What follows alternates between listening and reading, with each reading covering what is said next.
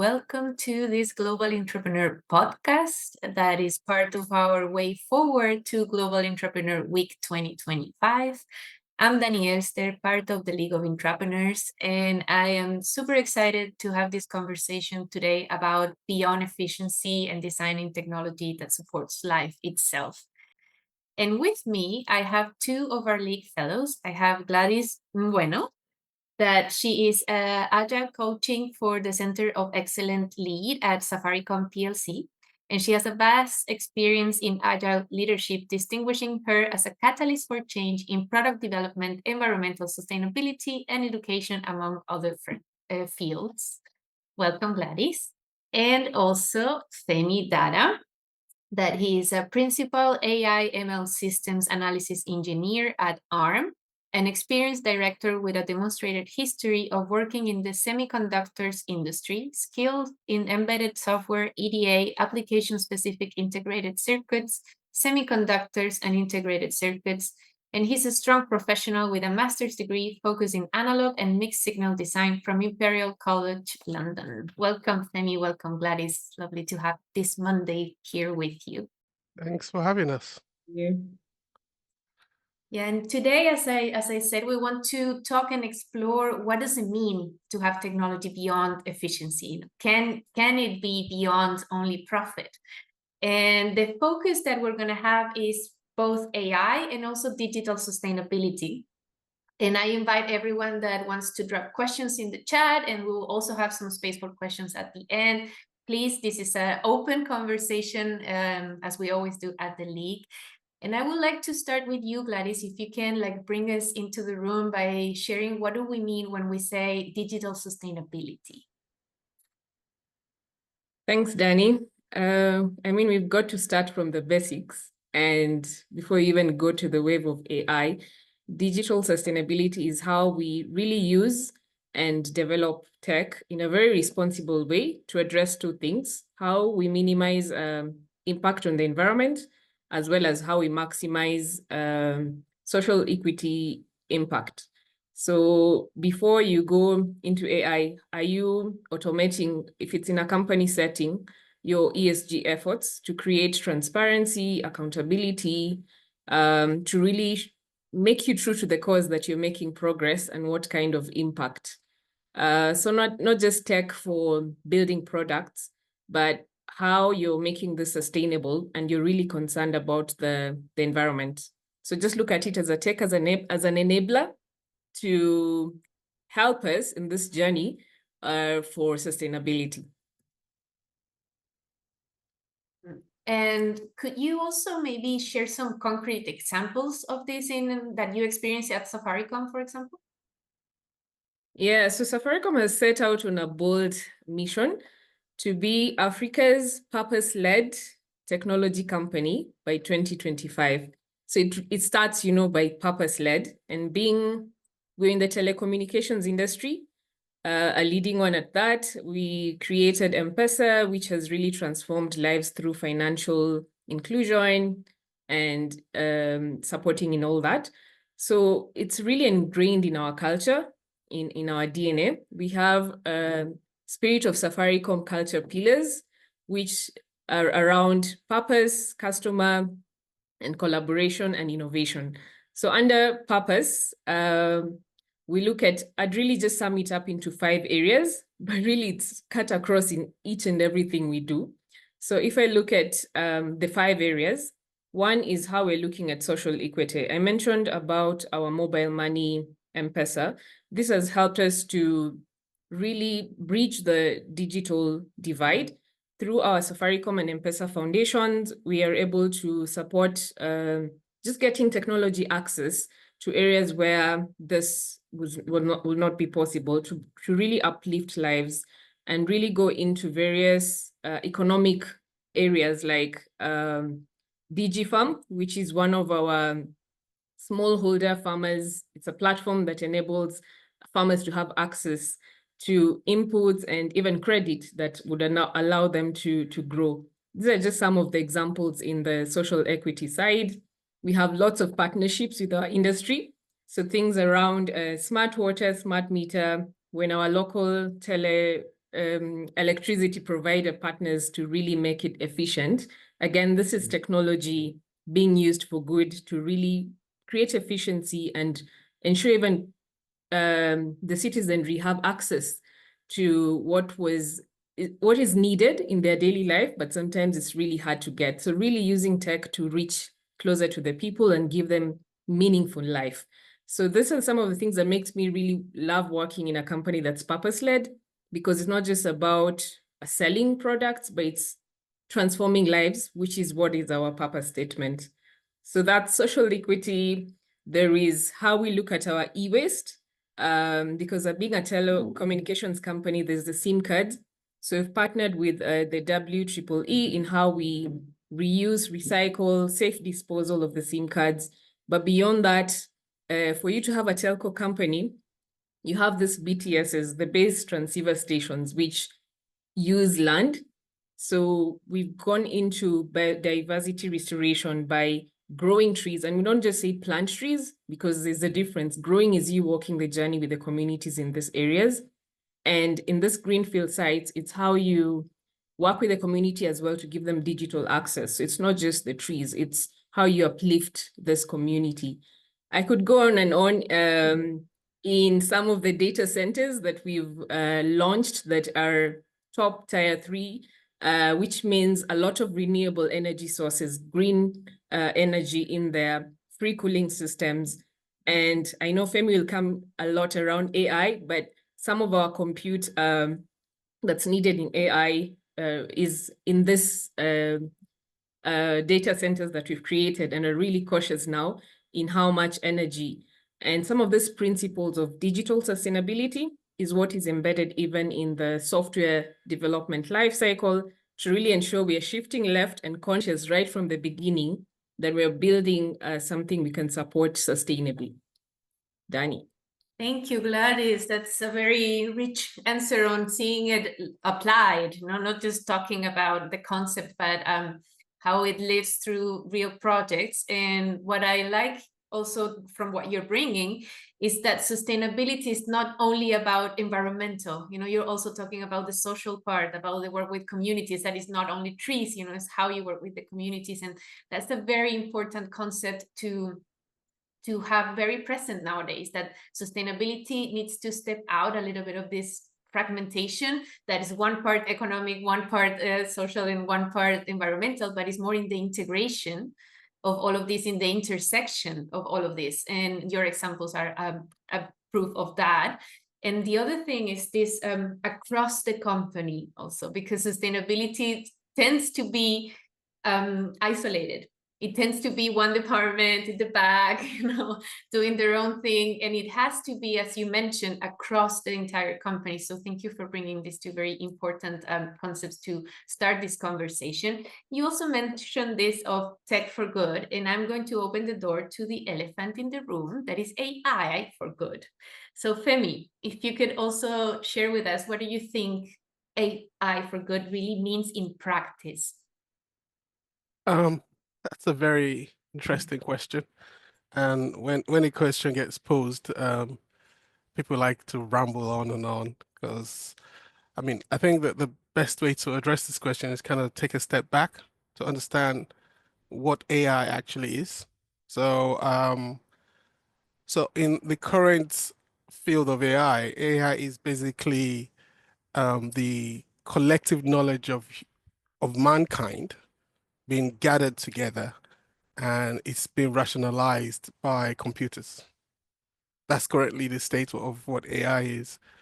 So when people ask me and say AI is going to take over the world, I'm like, okay, it can only do that if the data that is being fed is from really, really terrible people. Otherwise, yeah, it's constrained by whatever information is provided. So when you go to AI for good, the AI in itself is neutral. It's neither good or bad. What determines what direction it goes is the value that human beings place upon the data that is being fed through AI. So in a world where you can't control what everyone does, it's very difficult to say AI is always going to be for good. But what we can guarantee as a company like Arm or as governmental bodies all across the world is to try and see how you can put policies in place and guidance in place on how to use AI to ensure that people don't um, cannibalize the system and use it for their own selfish ambitions. So yeah, so there's always going to be a risk that AI can be used by people around the world that don't have the best intentions. But I think what we can take comfort in is that there are lots of bodies all across the world that are ensuring that there's constraint about around the parameters to which AI will be deployed. So AI for good, in summary, just means that AI that not only improves efficiency or brings bottom line revenue to companies, but AI that helps to improve the life of an average Joe, a common man in the street. AI improves the quality of their life by maybe reducing the heavy lifting they need to do day to day, making it easy for them, giving them time to enjoy with their families, with their children, with their pets. AI would improve efficiency in the sense that what it would take you months of grafting to do, you could do it in a fraction of the time and have more quality time for social mobility. So the way I define AI for good is that an AI that enables mankind to enjoy the good values as a human being and enjoys the social interaction that humans thrive on. So any AI that encourages and pushes that would always lead to a better uh, environment and better world for all of us. Thank you, I hope Femi. that kind of answers your question. Yes, it does, but also kind of makes me think that the opposite is also true, you know, that we have the other spectrum that is very scary, that Yeah. it can be used for bad. You know, it can be really used in that way, and it's how we hold that paradox, right? And so I would like to see, like, what do you think about that from the opposite, and also to as I asked Gladys on concrete examples, how is ARM, for example, taking this ARM for good not only as a slogan, but to really you can hold it accountable, you know, in that way. Yeah, a very good question. I mean, with any technology or any new technology, it's always very difficult to kind of curtail how it's being used. I mean, the birth of the internet came about because of the war, Second World War. So internet was birthed through a very negative thing, and now it's something that everybody can't do without.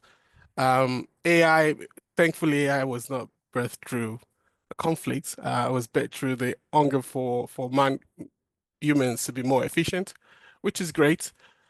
So ultimately, controlling if it's always used for good would always be very difficult. I mean, with anything in life, there would always be people that would want to take advantage of situations and make and do bad things with it. So I think as long as the world governing the different consortiums across the world governing the use of AI are able to enforce the use of AI and enforce how AI is being deployed across the world, then yes, we can kind of control the baddies from using AI for doing terrible things. That's the only way we can do it, because right now anyone can use AI to do anything, but we're trying to curtail that. When you come to ARM as a company where because we're kind of the company that enables compute on AI. One of the based on what Gladys said earlier, I mean, reason why ARM is now in the forefront of AI is because we provide a sustainable solution for AI. The previous solutions for AI are significantly power hungry. So it means that when you build your data center, you have to build a nuclear plant, massive generators to just power the compute engines that is going to be crunching all this AI data. But ARM has solutions that are significantly more power efficient, meaning that the real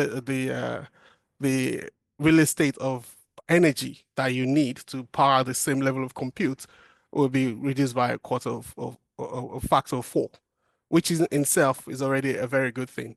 So how does Ham try to encourage AI for good? It's a bit of a tricky one for ARM because we provide the technology that people deploy into their solutions. So what we do is we try to advocate good use with all our partners.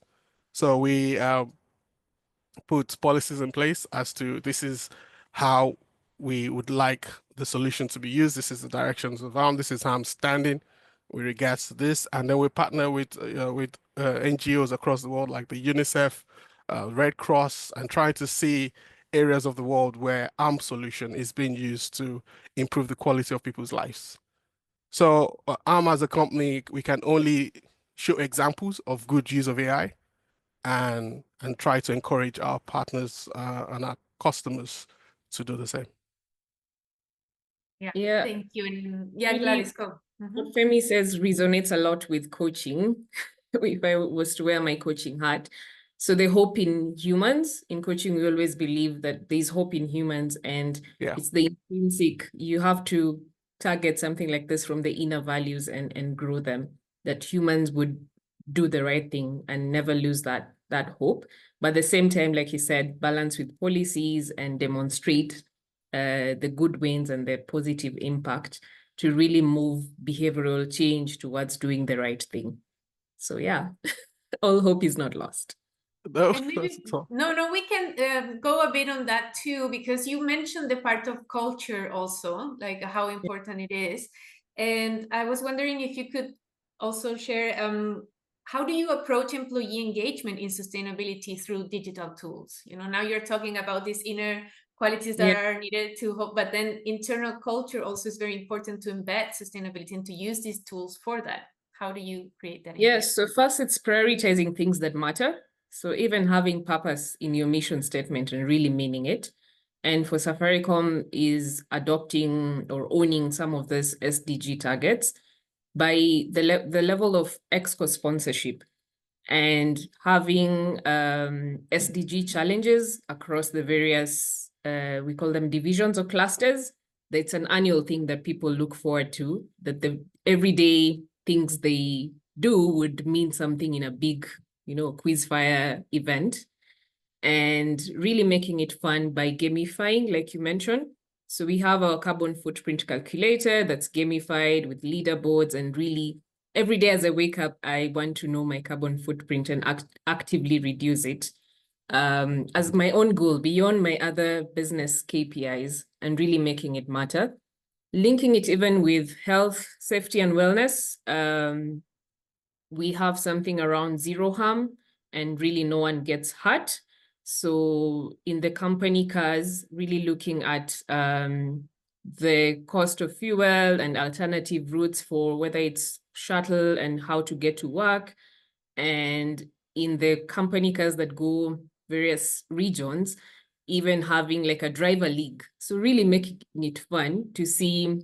In the driver league, it would really rate the poorest drivers and the best drivers, and leverage AI to really inform through sensors some of the behaviors, whether you're braking so fast or cutting corners and stuff like that, and really having this data for employees to own it, not just as a fun thing, but really more visible, using technology in a creative way to make me see that I could do better and the impact I'm having on others. So there could be lots of creative ways, but the first step is owning it and really meaning that you own it, down to a KPI you'd carry for the customer, and one is on sustainability as well. And do you see it like working like that inside Safaricom? Yes. That the culture is like this, yes. Yeah. And I have the same questions for you, Femi. Like, how do you see, maybe related more to AI or the technology, the softwares that you provide? Like, is there a culture that owns this statement also of AI for good or technology for good, or is more on the mission level, but it doesn't go down to culture? That's a very good question. I think, because a company like ARM, we're software/hardware and driven, and we don't directly interact with individuals on a day-to-day basis, but our products do. So we have a responsibility to ensure that whatever product that we enable out there is validated to a certain level of standard. So as Gadi was saying, I think one of the best approach to police AI is to use AI to police AI. So if you create checks and balances with other AIs that will check something that is being produced by another company using AI, then you can use that to almost gate the product to ensure that the product that comes out of the pipeline is something that is within the constraints of the guidance or the guidelines or the policies. So at ARM, it's all about policy for us, and we're all about the quality of what we deliver to human life. So it's not just about making profit. Obviously, profit is important, but more importantly is how does our solution, or how does the platform that is leveraged on our solution is improving the life of others. So what we do at ARM actively is showing the end user of our solution on the field. So we'll go to places like countries like Malawi, seeing where our solution is being used to provide clean water for a local community. We go to places in Brazil where our solution is being used to irrigate a very large plantation farm, ensuring that there's food produce supply to the local community. So those, when you start showing evidences of good use of technology, then that starts to play that places the emphasis of ensuring that we keep the value going into the heart of the employees, because you can see how your product is being used in real people's lives. So that encourages you to make sure that you keep the quality at a certain level and not deviate and get too greedy. Well, this gives me a lot of hope, actually, like to listen both your examples, Femi, and what Gladys was sharing at the beginning. But I guess this path also has a lot of challenges. So I would like to ask you both, and we can stay with you, maybe, Femi. What challenges are for this to be like AI for good bigger than AI for bad in that way? And then Gladys the same, like digital sustainability that is not only good to have, nice to have, but really something that is based. And what challenges do you see in that journey? It's a very tricky question to answer, but I'll try. I think that the challenge, as I said earlier, I think one of the best ways to gate bad AI is to have AI to police itself. And then what is also very important is that the directives of that policing is done in agreement, not just from one country's point of view, but an equitable agreement, so that not just people in the West are governing what good AI looks like, not just people in China governing what good AI looks like. Everyone in the world is governing what AI looks like. So as long as there's a platform that represents everybody's view on what good AI is, then AI will become equitable. So that's one of the biggest challenge. The biggest challenge right now is because there's some countries, especially in the developing world, that are lagging behind in terms of being exposed to giving their influences, their values into this AI policies. And if those countries don't get their opinions into the system, then you could have AI potentially that is biased towards the contributors. So it's very important for people in position of authority or position of policymakers to ensure that the control that they put around AI is equitable and it reflects the view from everybody's perspective rather than a very small minority. So I think as long as that is achieved, then we would have something that satisfies and is good for everyone and not just a small or short minority. You think or it's small minority. achievable? It is. I think it is achievable. I think the good thing with the world right now that we're living in is that there's no one person that controls everything. There's a power in the West and there's power in the East. I think I'm actually very happy of that scenario. What that means is that one side just doesn't have the total control of everything. So one of the biggest technological race right now is the race of AI. So there's a race between China and the West on rolling out AI. And this race is a good thing, in my opinion, because it creates good competition, which means that at some point there will be some convergence. And that means that voices from either side would be heard. And then the solution that comes out of this kind of approach would not just be tilted towards the West or towards the East. It will be a solution that meets the need of everybody. So I'm hopeful that we get there. Obviously, I'm not going to put my mortgage on it or put my house on it, but yeah, but I am very hopeful, and I think the right steps are being taken, and companies like ARM and other companies like Nvidia and big companies, as long as those companies push the need for AI for good, I think we're going to get there. It's good to hear that you being so in this world of AI and technology, you feel optimistic and that there is a chance to do that. And curious, Gladys, what do you feel are the challenges? Yeah, so definitely diverse stakeholders to manage, and I agree on the route of policy by ensuring all stakeholders' needs are heard and addressed. And here in Kenya, we had our Kenya policy that was AI policy created together with the diverse stakeholders. And now also in Safaricom is creating awareness for the same policy. So I really believe it starts from education and awareness. We cannot really underscore the importance of that, even just basic, what is AI and what can it do and all this stuff. And then just continuously exposing staff to try it and use it, of course, with the guardrails, but really you have to test it to know the impacts. Then the other thing would be really measuring. You have to measure what matters for you. So for example, in Safaricom, we have AI impact measures, and we really tie them to what really matters to us. So for the first one is our customer experience. We want to use AI for good, for really ensuring the customer experience is great because we owe them that much. And then also the other one is fraud and cyber. In the telecommunications business, data privacy and all this, we owe our customers that we are honest in our operations. And if malicious people try to get their data, then we can use AI to help us mitigate some of things like those, because it definitely affects their livelihoods.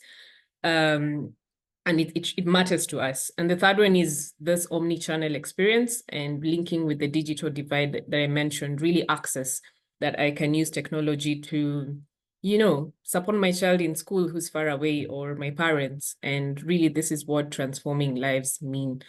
So educate, measure, and safeguard, but really do it. If we're all scared to try it, then we'll miss out on the benefits and the efficiencies like Femi mentioned. And AI doing all these things for us releases us to do, the more human, creative things that the world is waiting for us to develop. Yeah. And as Gladys, without the corporate hat, are you optimistic? What do you see? Are you scared? How do you see it? I'm that girl of let's do this, I think with the agile mindset of let's test and learn. And it's, like I said, down to the teams, helping them prioritize. What are we creating? Who are we creating for? Because sometimes we jump into the building, shiny new things. But for me, it's always going back to the fundamentals. What solution are we creating? What problem are we solving for? And that way you'd find you already naturally then use technology to do the right things and build the technology right as well.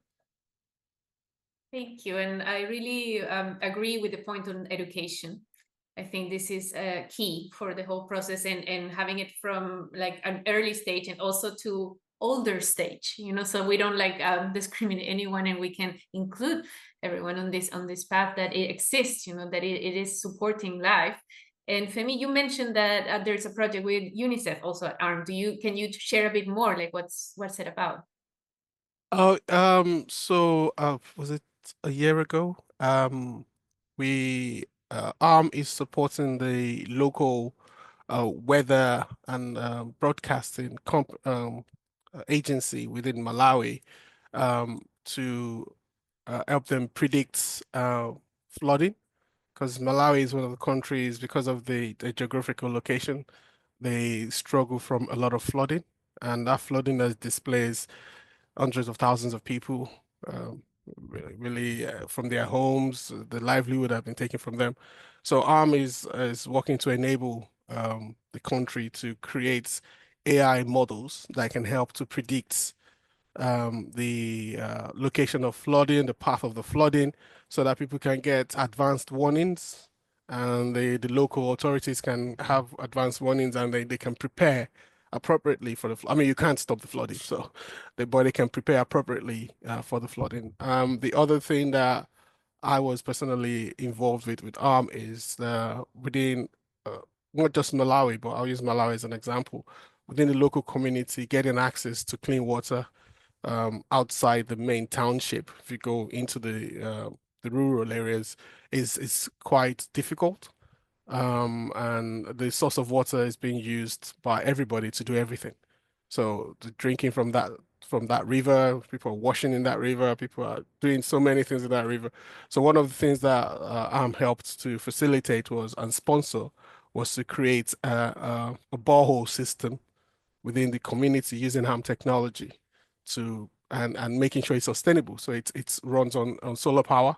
So you don't need to have generator or anything. It's just self-sustained. You just need to train the locals on how to make sure they maintain it and they keep it functional.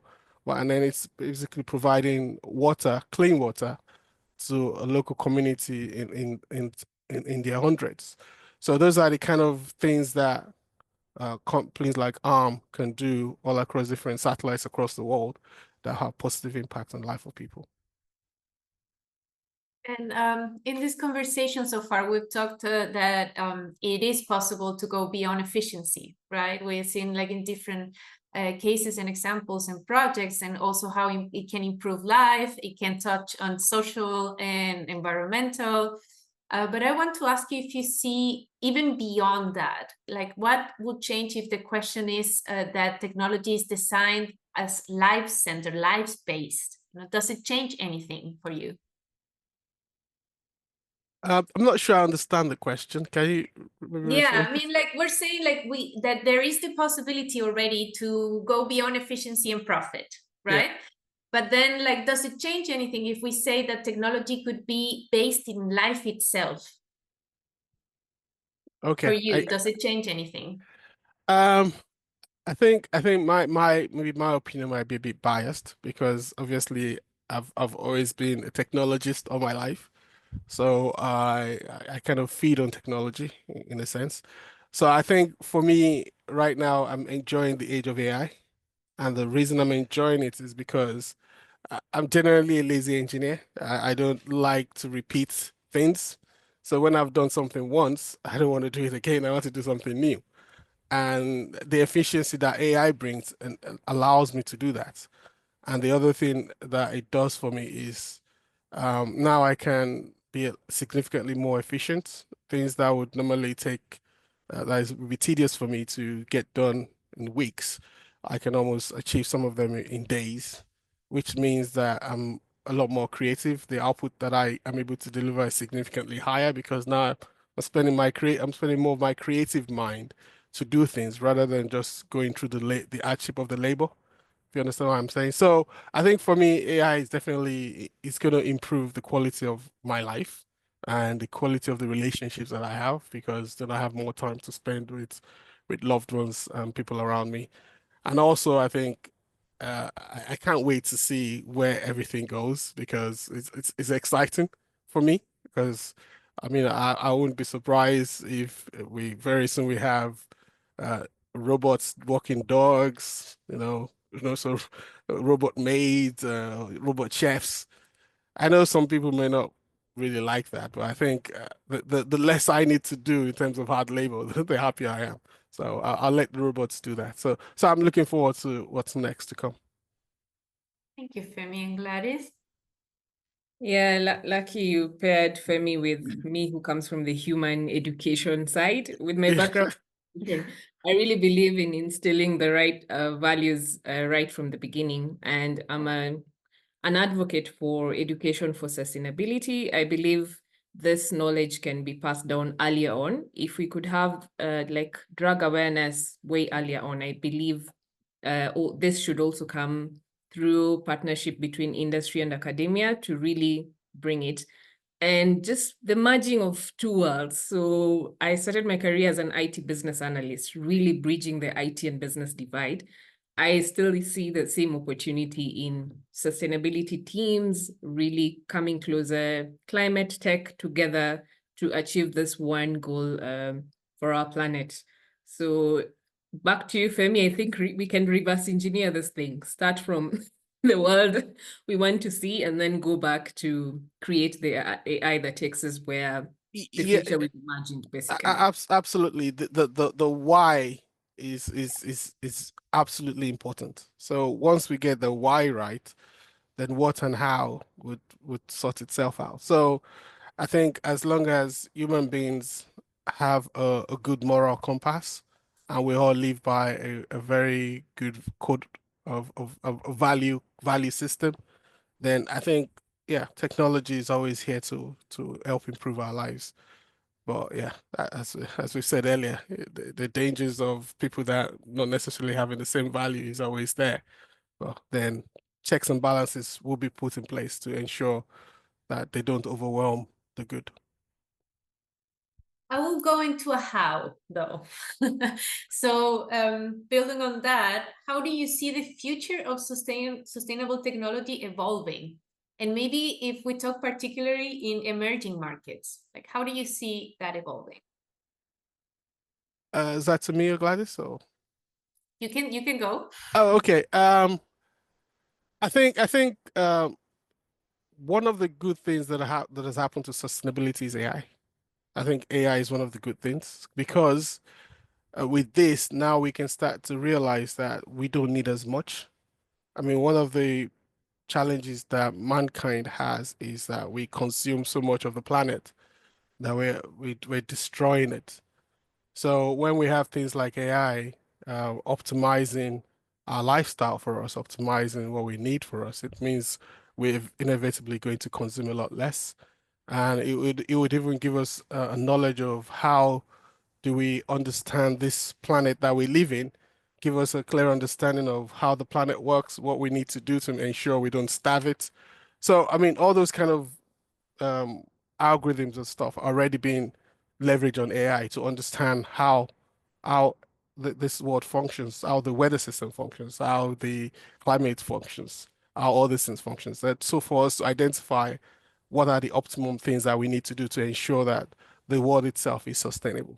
So I think, yeah, it's something that we wouldn't have thought was possible before, but with AI and the amount of compute we have available, then we can start to look at addressing all these very complicated and complex questions that we won't have been able to deal with. So I think it's come at the right time, and definitely it would help to improve the value of our life and the planet that we live on.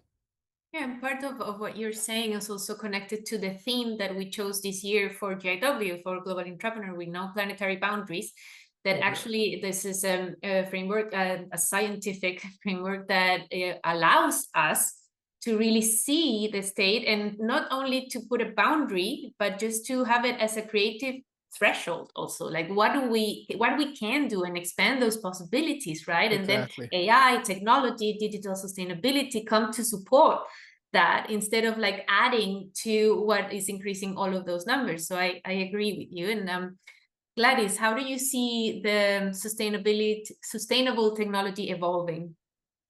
Yeah, it's just when you're talking, I was actually still reflecting on what planetary boundaries mean. So in any change, when you want to make you first create a sense of urgency.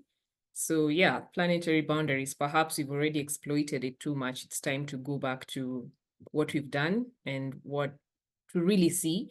Right now in the polycrisis we're facing and all these impacts across global warming everywhere.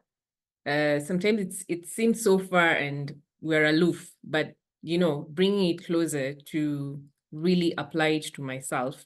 And that's what I see with digital sustainability as well.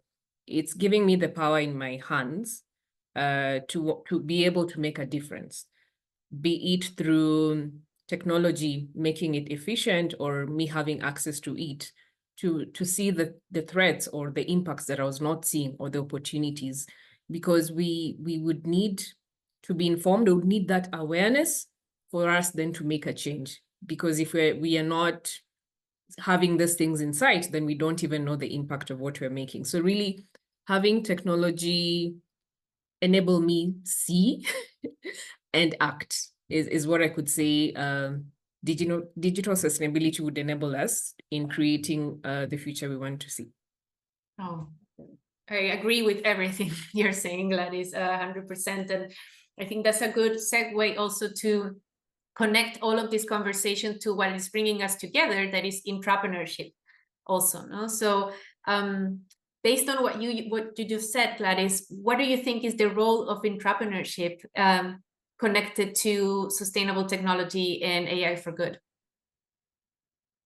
So it's a lot of collaboration, because it's not something we can achieve alone.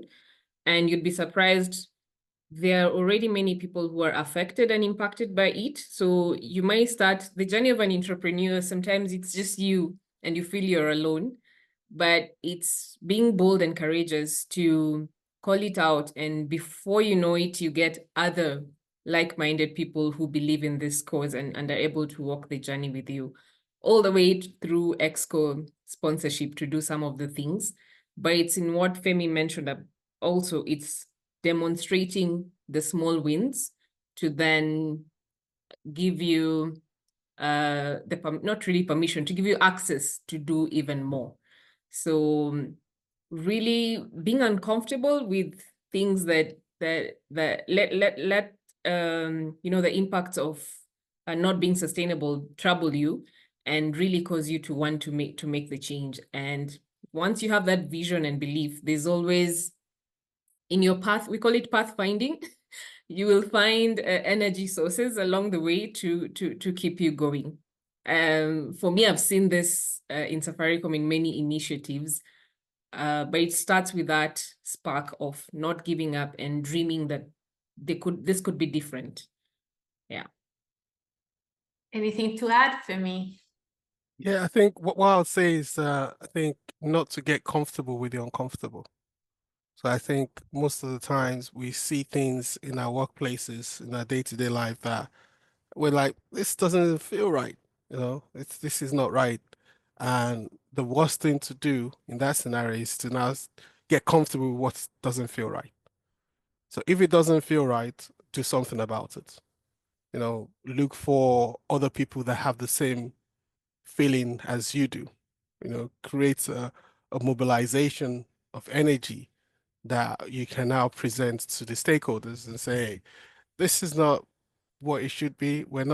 This is taking too much power. This is wasting too much resource.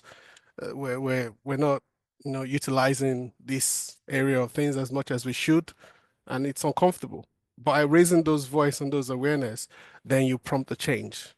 So I think we have to be careful not to get comfortable with the uncomfortable. So that's what I like to say. I like that. And it's an invitation also, right? And again, like just to what Glad is saying is not to go alone, and what you're saying, just like act on what you feel is not all right. Yeah. And what do you think is required of you as an entrepreneur to really protect this statement of AI for good, kind of avoid it to become greenwashing or like it goes to the other side? I'll go first. One of the projects that I came up with when I was with the Global Entrepreneurship Academy was to have equitable data. And the reason why that came up is we were running some tests at ARM, and the results that the AI was giving was very uncomfortable for me and the reason it's not the fault of the technology. The fault is that the data that represents me is not being used to train the technology. So that's kind of prompted me to think, yeah, we need to have equitable data here, because if I'm feeling like this and I don't do anything about it, 4 or 5 years down the line, we'll have technology rolled out commercially worldwide that is extremely biased. So having equitable data is one of the things that I'm trying to push within my space to ensure that AI is definitely for good and AI is not built with prejudice and biases in it. So that's an area I'm And can you championing. share a bit more of what does it mean equitable data?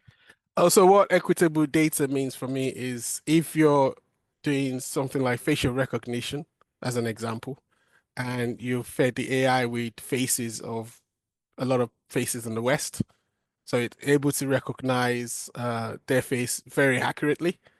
But then a face that looks like mine, it could compare it to something else that isn't human because it just doesn't have the enough data to be able to identify and classify my kind of face.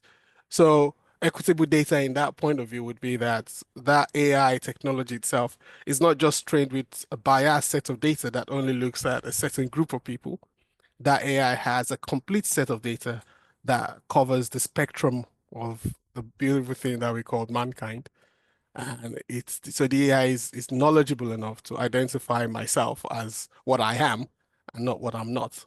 So that's just a very vague. I didn't want to go into too much details, but that you can, I'm No, sure you but can that's understand what I'm okay. saying. It's good. Like it gave me more information. Yeah. And Gladys, what do you think is required of you as an entrepreneur to really maybe stand your ground with digital sustainability? You know, like to that is important. Maybe expand that. Yeah, so just still advocacy and really ensuring people understand that it matters. And you build it into the process and the practice. So for example, when Femi was talking about feeding data, could be even in the digital products life cycle from when you're really building it. We look at whether a system is stable or it can be scaled, but really, what about some of the principles for good AI right from the beginning? So it's really building in the good you want to see later and prioritizing it in the system. For entrepreneurship is, like we said, being the one to start. So for example, in my scenario, I noticed our sustainability team was working on their targets as well as tech building for the various divisions we have, customer products.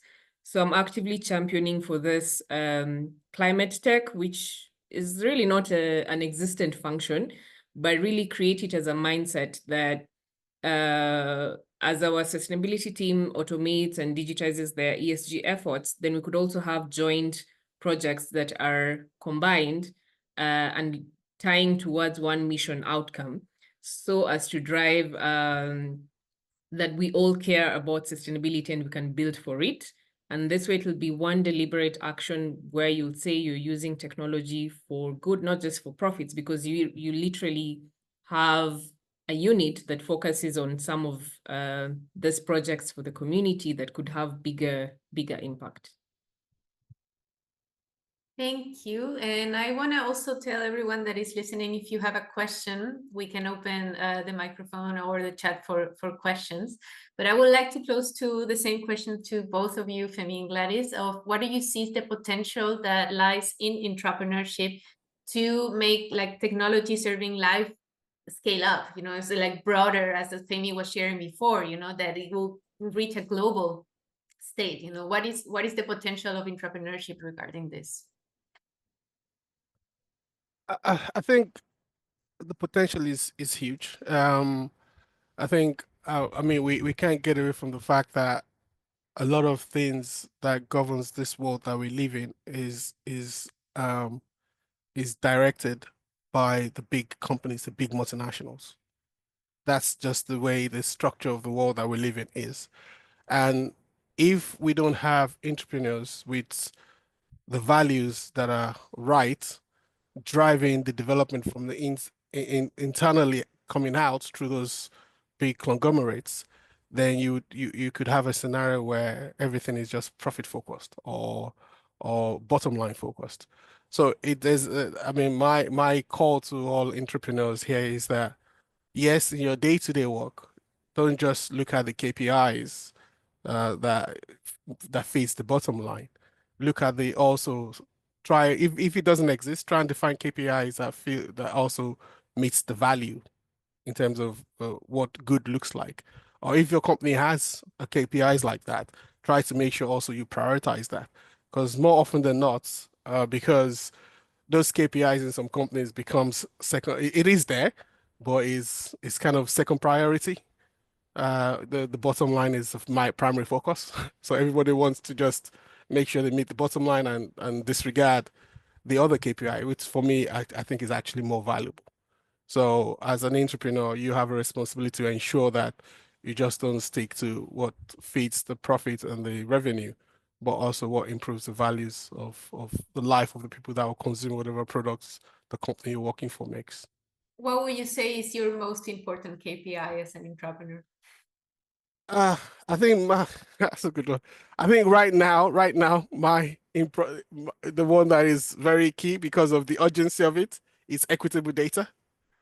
Makes sense. That's what's key for me right now, because I know if that isn't key, we're at the stage where AI is rapidly evolving.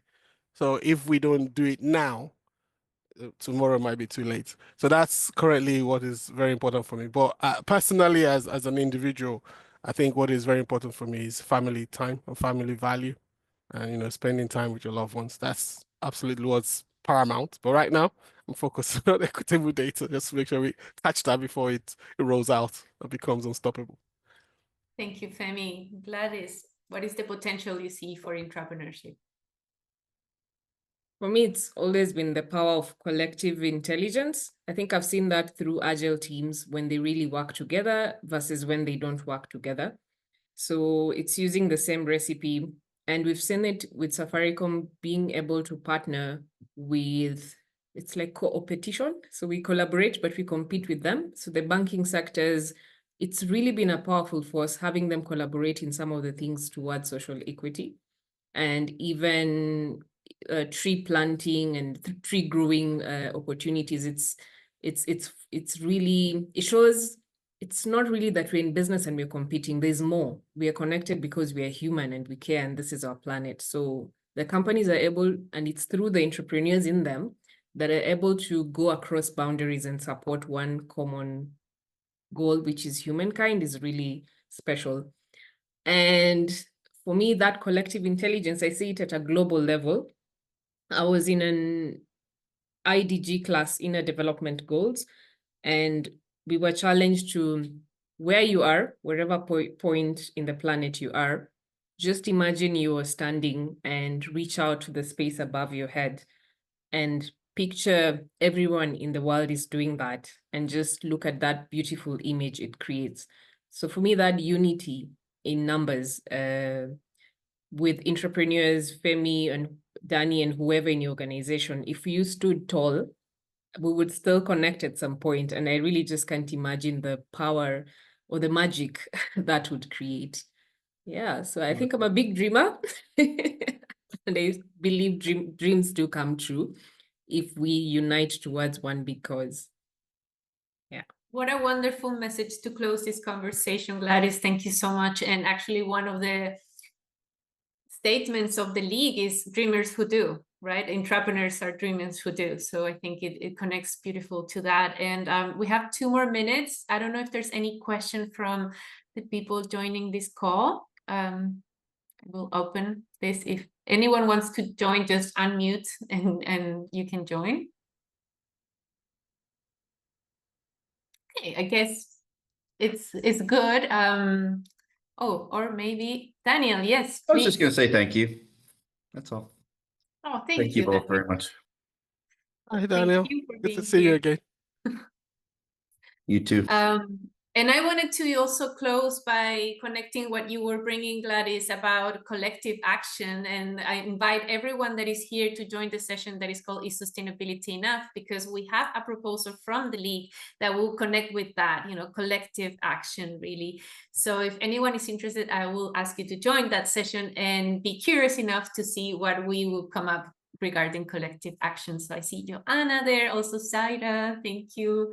Hi, Lorena and Ning, Jolana, Angie, Odette. Thank you everyone for being here. And especially thank you to Gladys and Femi for this very interesting and needed conversation. Thank you all and have a great week.